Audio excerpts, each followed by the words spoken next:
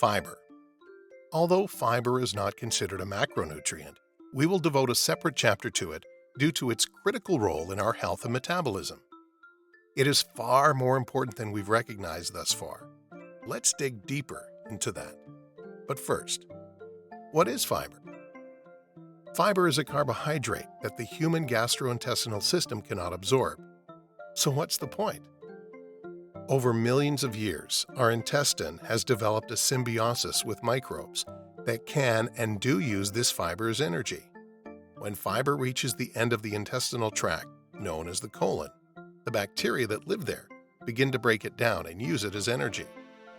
During the same process, bacteria will excrete butyrate, a short-chain fatty acid that serves as an energy source for intestinal tract cells. Those cells have developed a need for this butyrate to stay healthy. They can't function without it.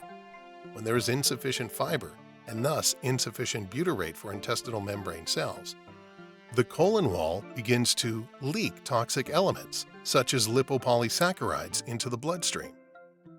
This process causes inflammation throughout the whole body. As for butyrate, which the intestinal wall cells don't use as energy, it is absorbed into the bloodstream and has many beneficial effects on our metabolism and overall health. The second important function of fiber, water-soluble fiber, is that it causes a gel-like mass of food to pass through our intestinal system. That means that it slows down the absorption of nutrients. For example, carbohydrates that would normally absorb in 30 minutes will be stretched out to 2 to 3 hours inside the fiber gel mass. This has at least two significant advantages. We won't experience blood sugar and insulin spikes after eating, and hunger will be suppressed for much longer.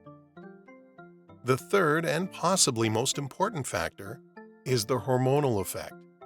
Did you know that our intestine secretes over 30 different hormones that are vital to our metabolism, keeping hunger at bay and overall health and well-being? For example, one of the most important hormones is the GLP-1 hormone, whose levels decline in metabolic syndrome and causes increased weight gain, hunger, and a role in developing type 2 diabetes. The kind of fiber that doesn't produce a gel mass is called insoluble fiber, and it is the type of fiber that improves the intestine's hormonal functioning. Now we've gotten the why out of the way, let's focus on the how. Getting enough high-quality fiber from different sources isn't nearly as hard as you might think. The minimum you should aim for is 25 grams per day.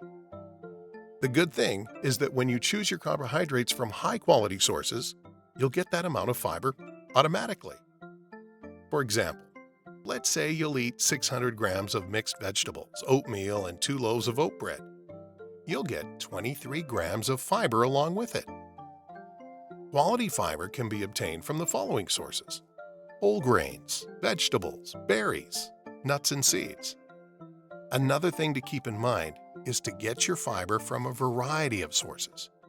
If you only get your fiber from one source, such as oats, the health and metabolic benefits will be significantly reduced. Remember that different fibers have different duties in your intestine. Don't overthink it. Try to eat a variety of vegetables, whole grains, seeds, and berries. If you have been eating very little fiber and suddenly increase your fiber intake dramatically in one day, your stomach may become upset. Bloating, diarrhea, and lower stomach pain are all common side effects. In those cases, it usually goes away with time. The second option is to increase your fiber intake gradually over time, to give your intestine and its bacteria time to adjust.